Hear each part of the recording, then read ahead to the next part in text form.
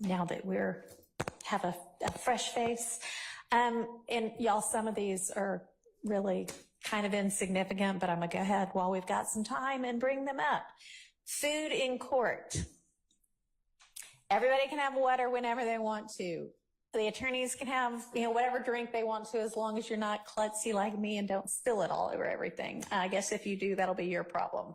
If we are working through lunch and the jury's out and we're working and y'all are here and the clients are here, that's okay. But snacking while trial's going on, we're not going to be doing that, okay? So if we are working through lunch, if we are working late and it's dinner time, it will be okay to the attorneys or the defendants have food. Not while somebody's on the stand testifying, okay? We're not at a movie. We're not going to be eating popcorn. All right. Hopefully that'll be all I have to say about that.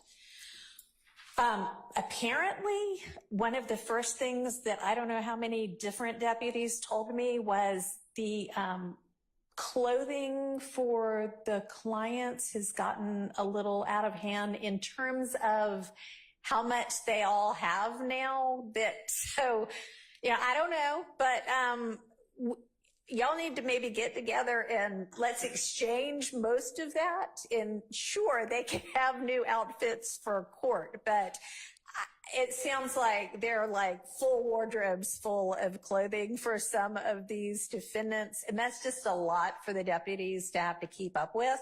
So how about if y'all check in and maybe through Miss Rosser, y'all all know Miss Rosser, I think. She's not even here today. Yes, she is over there. Miss Rosser, my fabulous litigation manager. And let's make sure that it gets whittled down to a manageable amount of clothing, like there are only going to be 5 days in each week.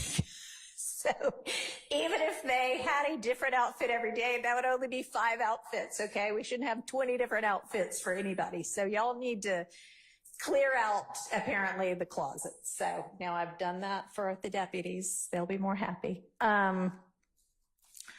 Okay, next topic.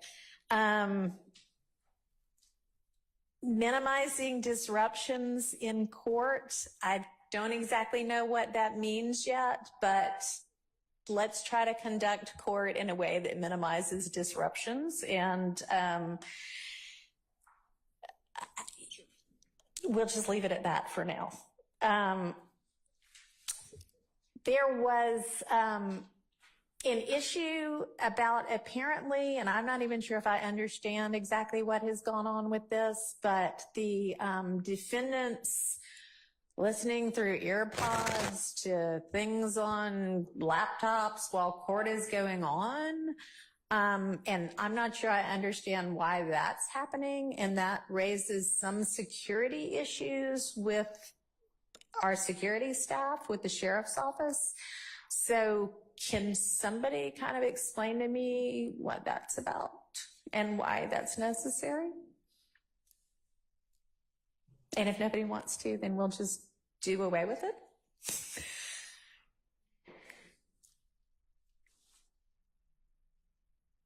I think it was originally combat boredom. All right. Well, we won't be bored from here on out. So then if that's the only reason for it, I want to be moving forward efficiently and expeditiously. So let's just plan to not have that happen anymore. And if there arises some new reason for it, then we can address it again anew. Okay? Sure. Yes, sir. Good morning again, Sergeant Matt, Mr. Huey. There are times where the defendant might need to listen to evidence, interviews, things of that nature, and I've made that available for my clients to listen to some of the interviews from witnesses, testimony, prior interviews, things of that nature. For evidentiary purposes, that would be a request for my client to be able to have that access where necessary. So why is that happening in court? That seems like something that should happen after hours between the two of you. I certainly understand that. Just maximizing the time that I have with my clients since I don't have availability with them outside of court every day. So he's here, we're here. So a lot of times I'll give them an opportunity to review evidence I'm going to ask that you try to get that done outside of courtroom time. And if there is some sort of an emergency, unexpected reason why something can't have been reviewed before, then you can bring that to my attention. But okay. All right.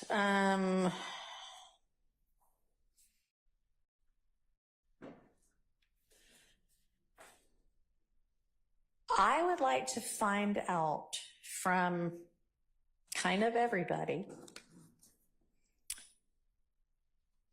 how many witnesses there are to go and what you expect those witnesses to say. And one reason I say that is because Judge Glanville had entered an order, which I may not have brought downstairs with me, but y'all, when I describe it, will probably be familiar with it, that essentially said everybody, not really, but several parties have asked for mistrials, I think, because things are moving so slowly.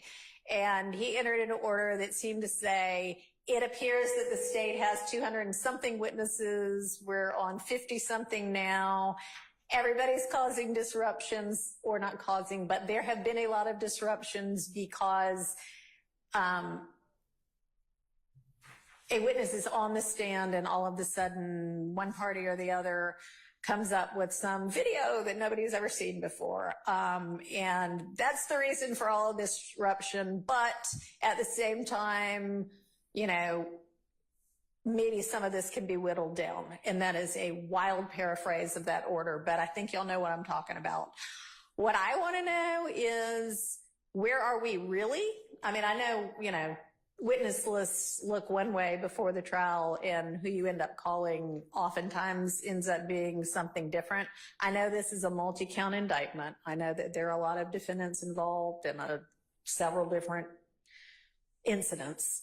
And I don't expect this right now, but I would like from everybody, to the extent the defense knows whether they're going to present a case or not, a realistic list of witnesses, maybe like what counts they go to and what you expect those witnesses to say generally, broadly. Because this case has been going on for a really long time. And there is a rule that lets me exclude cumulative evidence. And I might end up using that. So how about y'all give me a heads up on all of that, okay? And if that is something that y'all could have to me by next Friday for everybody, that would be great. Let's see, what's next on my list? With regard to kind of just general scheduling, other than the week of the 29th, and then I was told,